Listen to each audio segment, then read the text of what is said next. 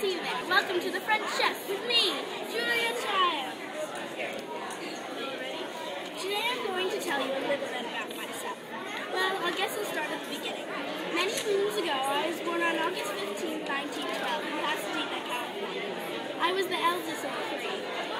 Actually, as a child, my family was very wealthy. My parents never worked, and we were quite accustomed to having servants and cooks. That's why, as a child, I never even thought to go to school. Having such a privileged life and never having to cook for myself, well, that made my later journey that much easier. In 1934, following in the footsteps of my mother, I graduated with a degree in history from Smith College. Which is many of you know, don't laugh at me. Alright. Which many of you know is not too far from here. Just an hour west of Northampton, Massachusetts. After college, I worked for a prestigious furnishing store in New York for 7 years. After being fired, I moved back home to Pasadena, California, where I worked part-time as a fashion model. I soon became restless in that life, so I moved to Washington, D.C. It was there in World War II where I took a government position in India and China, working for the OSS, the Office of Strategic Services, today the CIA. I'd hoped to be a spy when I first joined the agency, but I had to settle for clerical. I was in charge of the registry, which stored all top-secret cables, war plans, and code names for that agents. It was there in India where I first met the man I would eventually marry, Paul Child. Paul and I were married in 1946. After marrying, Paul and I lived in Washington, D.C. for 2 years, and then moved to France in 1948 because of my husband Paul's government job. It was there in Paris, France, where I started to get passionate about cooking. I learned French, and Paul and I explored many restaurants in the areas of France. I really wanted to also work when I was in Paris.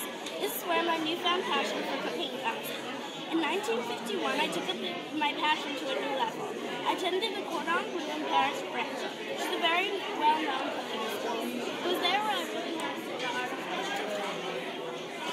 Not long after that, in 1962, I was invited back to star in the TV series The French Chef. Apparently, they were really impressed the first time I was on the show, and I cooked an omelet. The TV series became known on 96. One of my more famous dishes I am known for is beef bourguignon.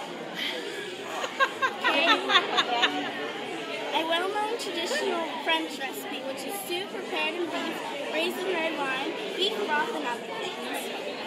There were some critics that actually thought some of my cooking methods were unsanitary, if you will. Oh well, I said poo-poo to that. If I have to drop a nibble of food on the kitchen, I did always say, you can always pick it up if you're alone in the kitchen. I mean, who is going to see you? I went on to win the George Foster Peabody Award for my TV series, The French Chef, and also the Emmy Award. I also got a picture of my face painted by Boris Chaplin that appeared on the cover of Time magazine. In 1970, the second volume of our Mastering the Art of French Cooking was published. In 1993, I was the first woman inducted to the Culinary Institute Hall of Fame. I died at age 82 from kidney failure on August 13, 2004. After my death, My Life in France was published with the help of my nephew. This book is written by me about my life and how I started to cook. This book became about a bestseller.